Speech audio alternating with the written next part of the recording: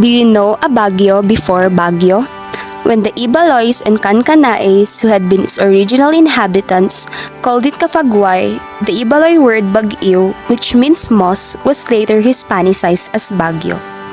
The term Ibagyo, which identifies local residents, traces back to the American occupation, where the natives led a simple lifestyle, depending on agriculture and the natural environment for their food and for trade. They used spears to hunt meat and cut down trees, baskets for fishing, and a simple hut as their home, having rituals to commemorate the peaceful coexistence of both tribes, and a ceremony done before and after a wedding.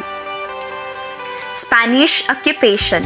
They were able to fulfill their mission for 3 Gs: gold, God, and glory, by the establishments of churches and schools and the implementation of Catholicism to the natives.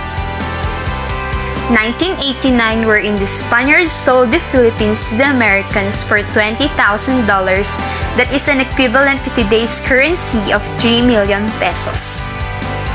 American occupation. The development of Baguio happened in the blink of an eye, during the first 3 decades of the 20th century. When the Americans arrived in Philippines, they found the pine-covered hills and frosty winded Baguio. It was established as a hill station by the United States. They carved Canyon Road from the mountains surrounding the Blue River Canyon, connecting Baguio to Pangasinan and Ilocos lowlands. Otto Schreier, a German national who was stationed in Manila, was then advised by his doctor to go to a colder climate, Baguio. With that, he was able to be a part of the culture and lifestyle of the natives and was able to speak foreign language, even dialects of Tagalog, Ilocano, and Ibaloy. He was able to publish 2 books, the Ibaloy dialect and on Baguio's past. 1900s, the Thomasites were sent to revamp the educational system. Young teachers were responsible to the impeccable English of the early Baguio residents. 1903, Camp John Hay was designed for the exclusive use of the U.S. military and Department of Defense in the Far East. 1904, the Burnham Park was designed by Daniel Hudson Burnham and named after him. 1909, Baguio City became a chartered city in which the governing system is defined by the city's own charter document rather than solely by general law, and the start of American mayors. 1910, the Belgian missionaries ran a school with 10 boys, offering training courses, tailoring, and silversmithing.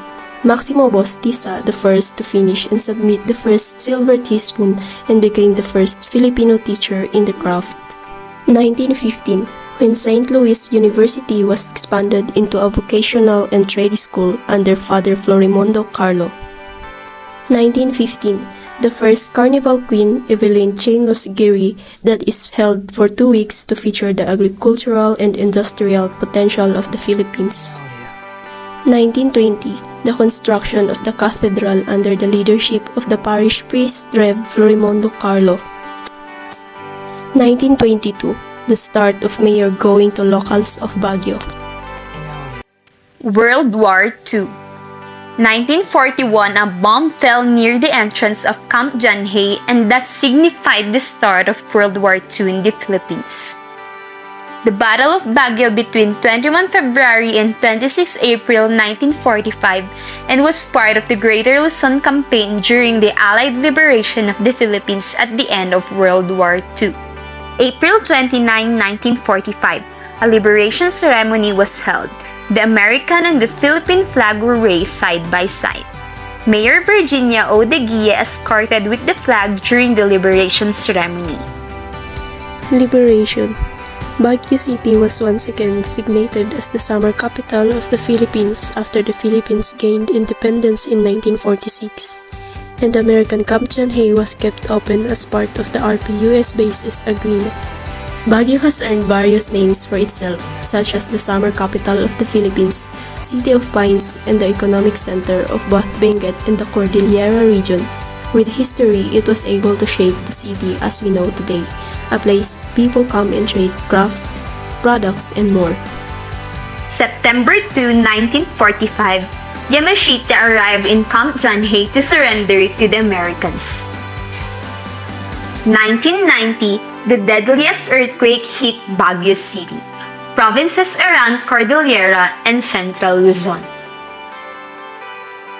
Baguio was then able to recover from the earthquake and began to grow and grow further.